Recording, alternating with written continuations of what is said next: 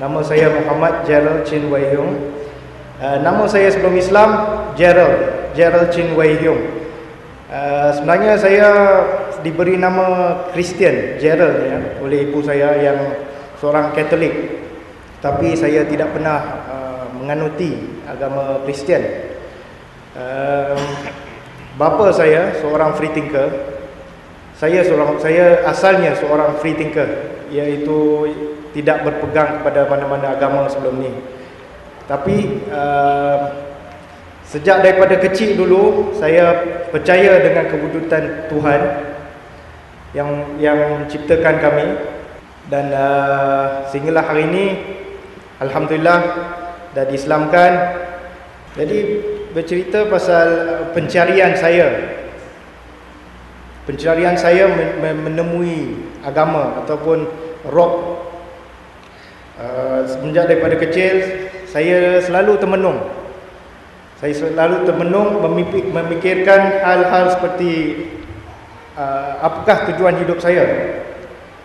Kenapa saya dilahirkan? Kenapa saya diberi jasad ini? Apakah tujuannya? Dan soalan-soalan ini tidak bisa ditanyakan kepada orang lain, terutamanya orang yang non-Muslim, kerana tiada jawapan daripada mereka apakah tujuan hidup kita. Ya. Jadi saya pun mengkaji agama-agama yang di sekeliling saya. Saya pernah masuk ke kuil Hindu, saya pernah masuk ke kuil Buddha, saya biasa pergi ke gereja bersama mak saya. Saya pernah masuk masjid, solat Jumaat.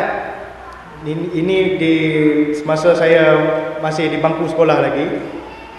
Saya ingin tahu macam mana nak jadi seorang Muslim, macam mana orang Muslim punya beribadah dia. Jadi saya secara undercover saya masuk dalam masjid dan berwudu, duduk dengar khutbah. Orang duduk solat, saya pun duduk solat lah sekali. Jadi lepas daripada mengaji semua agama ini, saya dapat simpulkan adalah agama Islam yang paling dekat, yang paling benar bagi saya. Hanya kerana melalui pemerhatian saya, agama Islam ni dia tak sembah patung. Dia tak menyanyi, tak berlebih-lebih. Dia ada protokol dia. Masuk dalam masjid, solat, balik. Tak ada kata benda-benda perarakan lah dan sebagainya. Walaupun ada orang mengamalkan benda ni. Jadi dalam usia saya 18 tahun ketika itu, saya sebenarnya dah putuskan yang bahawa agama Islam itu agama yang benar, dan datang suatu hari nanti saya akan masuk Islam, insya-Allah. Masa itulah jadi bila saya membesar dalam sekeliling yang persekitaran yang materialistik, lama-lama benda ni hilang. Makin lama makin hilang kerana sibuk mengejar dunia. Jadi datangnya umur saya masa itu 25 tahun. Pada masa itu saya baru saja berhenti bekerja dengan bank, dan saya memulakan perniagaan saya sendiri. Waktu saya umur 25 tahun tu, saya dah boleh nak kata kira berjaya lah. Ada perniagaan sendiri, ada pekerja sendiri, duit memang melimpah-limpah lah masa tu, dan banyak pula masa yang lapang. Jadi dengan masa lapang dan duit yang banyak dalam usia yang muda begitu, tanpa pedoman, saya terjerumus dan terjebak dalam penagihan dadah, ya. dan kegiatan-kegiatan lain yang tidak bermoral, kegiatan yang haram dari segi undang-undang dan segi agama lah. Namun masa itu belum lagi saya masuk Islam. Jadi bagi saya there is no law masa itu. Dan saya boleh buat apa saja. Dan dengan status saya yang begitu pada masa itu, saya menjadi seorang yang lupa diri, seorang yang sombong, seorang yang angkuh, seorang yang merasakan saya boleh buat apa saja.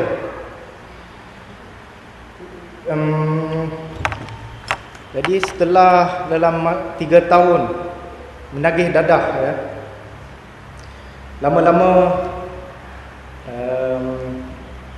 dadah ni ada satu side effect. Kalau kita tak ada benda tu, kita akan murung, ya. Dan lama-lama kita akan jadi murung dan terus murung. Dan ada antara kawan-kawan saya yang menagih bersama saya jadi gila, ada yang bunuh diri dan sebagainya. Jadi gitulah saya dulu. Dalam kemurungan saya pada masa itu, saya tidak dapat bekerja. Saya tidak dapat berbuat apa-apa, tidak boleh berfikir, nak makan pun tak larat, ya.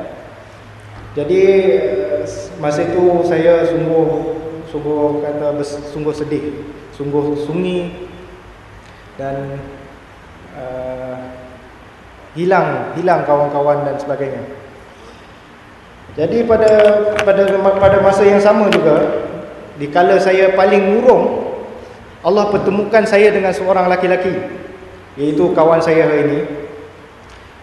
Beliau adalah seorang yang baru saya kenali, dan dia membawa suatu image orang yang alim lah, ya.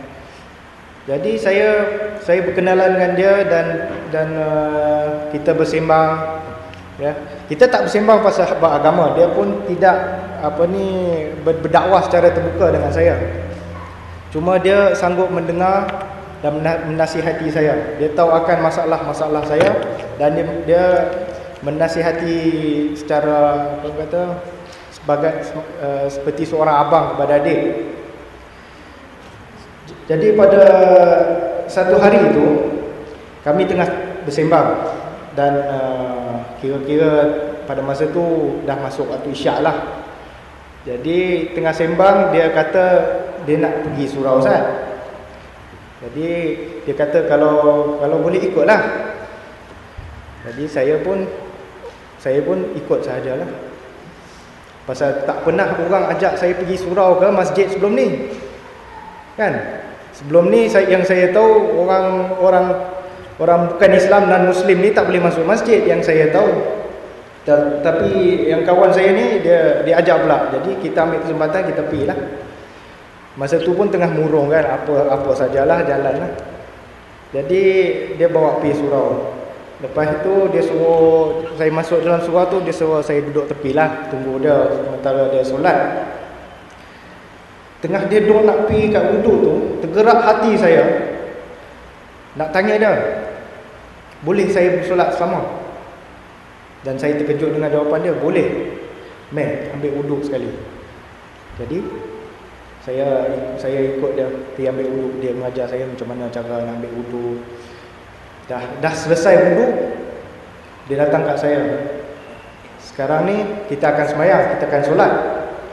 Jadi sebelum tu saya ni kena ambil syahadah. Masa tu tak tahulah syahadah tu apa, tapi dia suruh ambil syahadah dulu baru kita bersolat. Jadi saya bersyahadah dengan dia masa tu. Tapi tak tahulah kiranya syahadah tu masa tu sah ke tak, pasal tak tahu makna kan. Cuma secara tiba-tiba macam tu. Jadi terus saya bersolat dengan dia. Apa yang dia buat, saya buat. Pada waktu yang saya bersolat tu, datang satu ketenangan, datang satu kebahagiaan yang saya tidak boleh letak dalam kata-kata. Tapi ia suatu fenomena yang saya dalam kata English ni out of this world lah. Luar biasa bagi saya. Tenang dia luar biasa. Kebahagiaan yang dirasa ini luar biasa. Sedangkan pada pemikiran saya, ianya cuma pergerakan je, tapi boleh mendatangkan suatu perasaan yang begitu hebat sekali lah. Jadi lepas daripada solat tu, kita bersembang saat dia cerita ni, kenapa orang Islam ni kena wudu, kenapa bersolat macam tu. Dia ceritalah lebih kurang sedikit sebanyak kepada saya. Jadi sebelum kami berpisah malam tu, kawan saya tu, kerana saya banyak masalah masa tu ya, jadi saya nak mencurahkan ya, mencari tempat mencurahkan, mengadu ya. Tapi kawan saya tu dia tak nak dengar sangat. Jadi sebelum berpisah tu dia cakap, malam ni kau balik. Dia suruh saya balik, mengadulah kepada Allah. Cuba mengadu kepada Allah, cuba berkomunikasi dengan Allah. Sesungguhnya dia mendengar. Jadi saya pun angguk-angguk, saya balik. Malam tu saya dah ada suatu perasaan untuk mengenali Allah ataupun bercakap dengannya. Walaupun mungkin tidak pada masa itu saya tidak berimanlah ke apa. Semasa saya ingin mencuba apa yang kawan saya suruh saya cuba itu.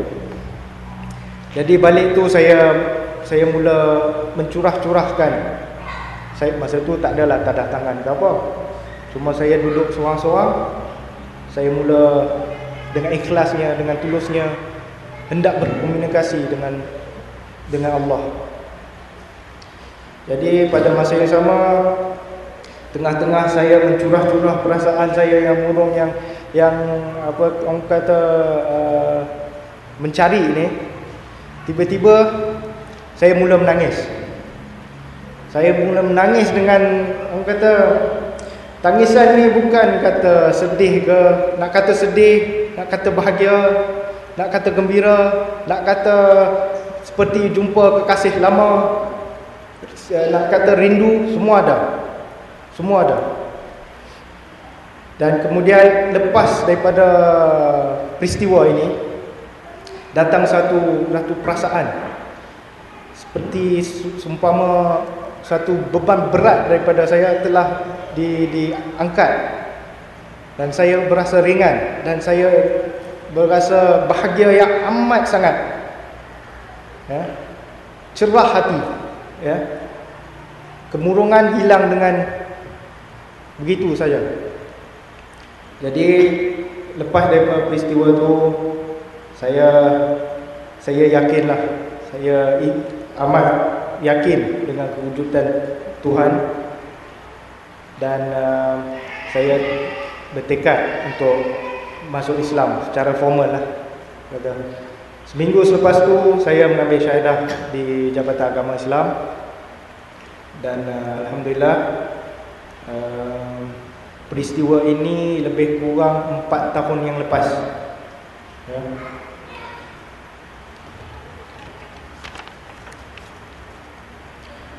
Jadi bila mula-mula masuk Islam tu, banyak cabaran ya. Pasal lifestyle ataupun cara hidup saya sebelum Islam dengan lepas dah jadi Islam ni amat berbeza sekali. Saya tahu akan kewajipan saya, apa yang haram, apa yang lebih kurang saya tahu dan harus saya tinggalkan ya. Tapi berperingkat. Bukan sekaligus saya boleh tinggalkan dan bertaubat dengan begitu saja. Perlukan kekuatan. Misal kata seperti dadah tu, masalah dadah ni, bahagian dadah, dia bukan boleh ditinggalkan dengan senang begitu saja. Cengkaman dadah tu amat kuat atas seseorang.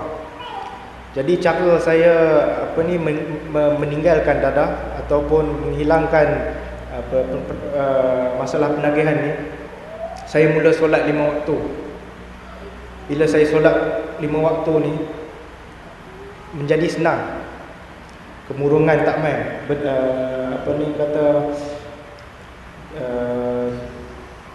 perlahan-perlahan saya dapat melepaskan diri daripada cengkaman dadah ni. Dan masalah yang selain daripada itu, hendak memaklumkan pada keluarga saya yang saya dah masuk Islam. Macam mana saya hendak memaklumkan mereka yang saya dah masuk Islam? Apa sebab saya? Kalau saya kata saya nak kahwin dengan perempuan yang apa ni, Muslim, senanglah pasal nak kahwin. Mungkin mereka boleh faham. Tapi macam mana saya nak inform, nak maklumkan kepada ibu bapa saya yang saya dapat hidayah? Faham ke ibu bapa saya apa itu hidayah? Jadi dalam hal tu saya minta lah kepada Allah, berilah saya cara untuk memaklumkan ibu bapa saya tanpa saya memaklumkan pada mereka sendiri. Subhanallah. Terus selepas itu, ni cerita balik no. Saya duduk dekat taxi stand. Selepas solat Jumaat, saya duduk dekat pentian taksi, tunggu taksi. Tiba-tiba ada apa, wartawan daripada surat khabar. Dia main kat saya. Dia kata dia nak interview sikit. Masa tu dia nak interview pasal kenaikan harga taksi ke apa masa tu. Jadi saya pun okeylah, tanyalah. Jadi saya dalam soal jawab, kemudian di akhir temu ramah itu dia tanya nama saya. Jadi saya pun bagi tahu nama saya Muhammad Jaral. Ya. Jadi dia ambil gambar saya. Keesokannya paper tu keluar. Gambar saya keluar, artikel saya keluar dalam surat khabar, dan saya berharap sangat ya ibu bapa saya nampak surat khabar tu dengan muka saya, dengan nama baru saya Muhammad. Tapi depa tak nampak. Tapi subhanallah, dalam lepas 1 minggu daripada tu, kawan kepada kakak saya yang tak jumpa puluh-puluh tahun ternampak surat khabar ni. Jadi bila dia nampak tu, dia cam muka saya.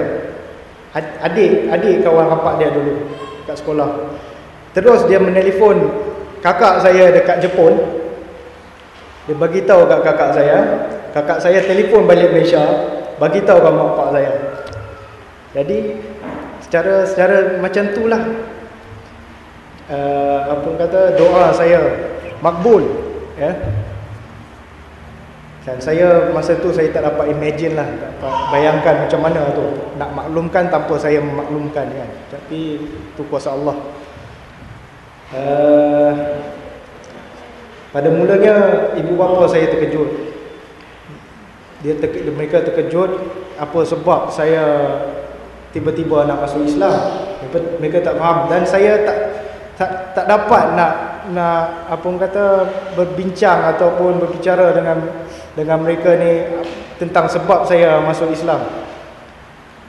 Tak bagi tahu hidayah, macam mana dia akan faham, kan? Jadi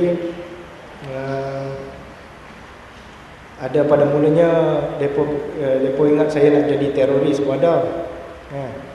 Lepas tu dia satu lagi, dia orang ingat saya nak jadi Bumi Putra, nak jadi Melayu, kan?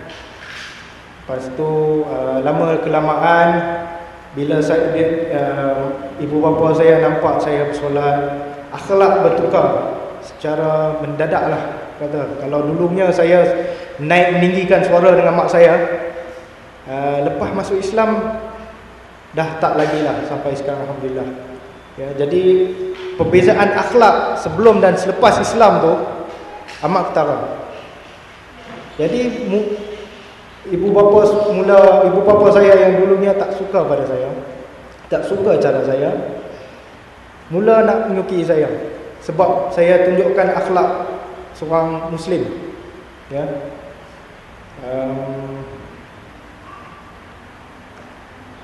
Dan ibu bapa saya juga ada pernah sekali sebelum saya masuk Islam tu, ibu saya bila melihat keadaan saya yang murung, yang hidup tak tentu hala ni pernah berkata kepada saya. Dia kata, "Gerald, saya rasa awak perlukan agama, awak perlukan Tuhan. Awak perlukan Tuhan dalam hidup awak. Saya tak kira lah awak jadi Islam, awak masuk Islam ke, awak jadi Kristian, awak jadi Buddha ke. Cuma yang saya tahu, kamu perlukan agama, kamu perlukan Tuhan dalam hidup awak. Tak boleh awak terus macam ni." Jadi itu antara salah satu sebab juga kenapa saya pilih Islam. Seolah-olah dah dapat green light lah untuk masuk Islam, kan? Jadi saya tak tahu nak kata apa, tuan-tuan dan puan-puan. Bila masuk Islam ni, awalnya dia punya nikmat dia boleh nak kata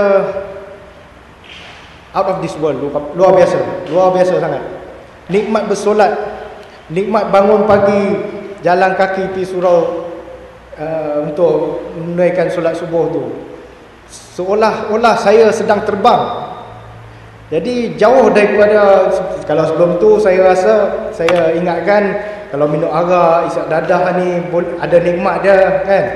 Tapi ini kalah semua. Luar biasa. Ya. Jadi saya pun amat bersyukurlah kepada Allah Subhanahu Wa Taala yang berikan saya hidayah, walaupun saya orang dia teruk sebelum ni. Kalau nak tengok macam tak padan pula, kan? Tapi itu ketentuan Allah, takdir Allah. Jadi yang saya boleh kata, saya amat bersyukur dan saya hendak menunaikan kewajipan saya dengan sebaik yang mungkin.